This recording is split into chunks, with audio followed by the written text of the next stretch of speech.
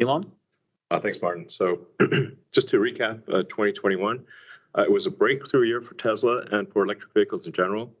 And while we battled, and everyone did, with supply chain challenges through the year, we managed to grow our volumes by nearly 90% last year. This level of growth didn't happen by coincidence. It was a result of ingenuity and hard work across multiple teams throughout the company. Additionally, we reached the highest operating margin in the industry in the last widely reported quarter at over 14% GAAP operating margin. Lastly, thanks to $5.5 billion of small finger by the mouth. $5.5 billion of GAAP net income in 2021. Our accumulated profitability since the inception of the company became positive, which I think makes us a real company at this point. This is a critical milestone for the company. So after an exceptional year, we shift our focus to the future. Texas and Berlin. So we've begun production at both Texas and Berlin. We started that last quarter. But that's not the most important thing.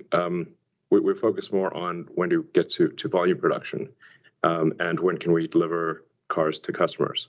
But I think it is worth noting that we, and as the internet has observed, we've been making quite a few cars in Texas and Berlin. So in Boston and Berlin. So in Texas, we're building the Model Ys with the structural battery pack and the 4680 cells. And we will start delivering after final certification of the vehicle, which should be fairly soon.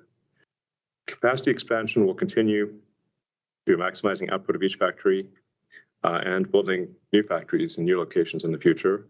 Although we're not ready to announce any new locations on this call, but we will, through 2022, look at new locations and probably be able to announce new locations towards the end of this year, I expect.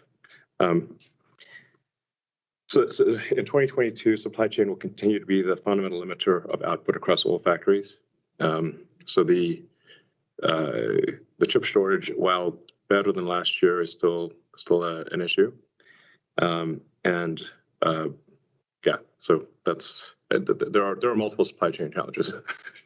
Last year was difficult to predict, and hopefully this year will be smooth sailing. But not sure what you do for an encore to 2021, 2020.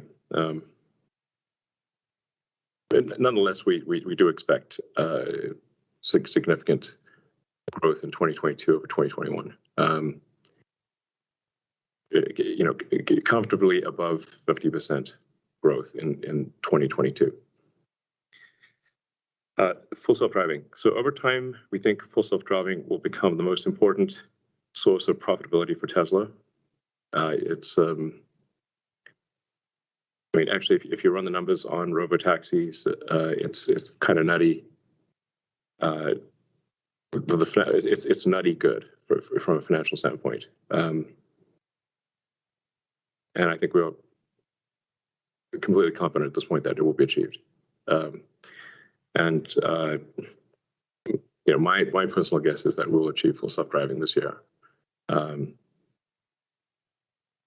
With at a safety level significantly greater than a person. So, the cars in the fleet essentially becoming self-driving by a software update, I think might end up being the biggest increase in asset value of any asset class in history. We shall see. It will also have a profound impact on improving safety and on accelerating the world towards sustainable energy through vastly better asset utilization. Let's see. So on the product roadmap front, there's quite a lot to talk about. I'm not going to go through every sort of thing that we're working on because I think a lot of them deserve product launches of their own, as opposed to a few minutes on an earnings call. So I'll talk kind of at a high level. Mostly at a high level. The fundamental focus of Tesla this year is scaling output.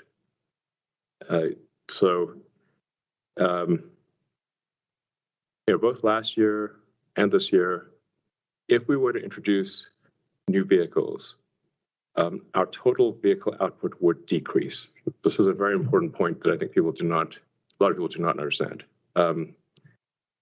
So last year, we spent a lot of engineering and management resources solving supply chain issues, rewriting code, changing out chips, reducing the number of chips we need.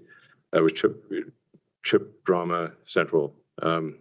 And that was not the only supply chain issue. So there was just hundreds of things.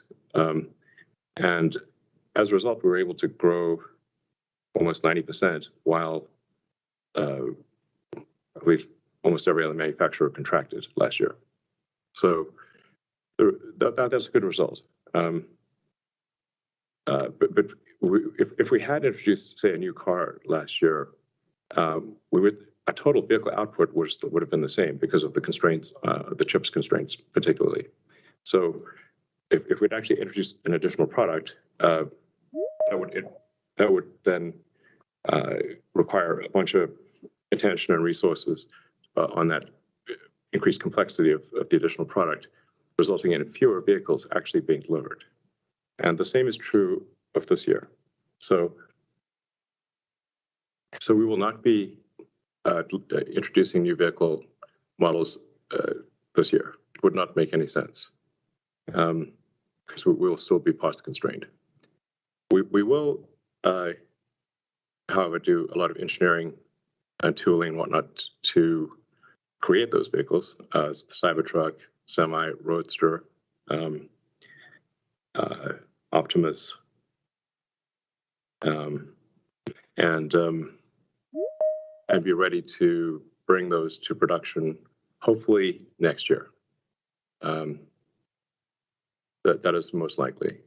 But like I said, it is dependent on are we able to produce more cars or fewer cars? In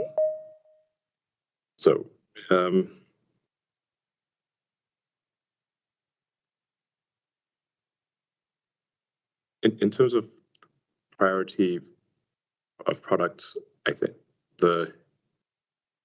actually the most important product development we're doing this year is actually the Optimus humanoid robot. This, I think, has the potential to be more significant than the vehicle business over time. If you think about the economy, it is the foundation of the economy is labor. Capital equipment is distilled labor. So what happens if you don't actually have a labor shortage? I'm not sure what an economy even means at that point. That's what Optimus is about. So, very important.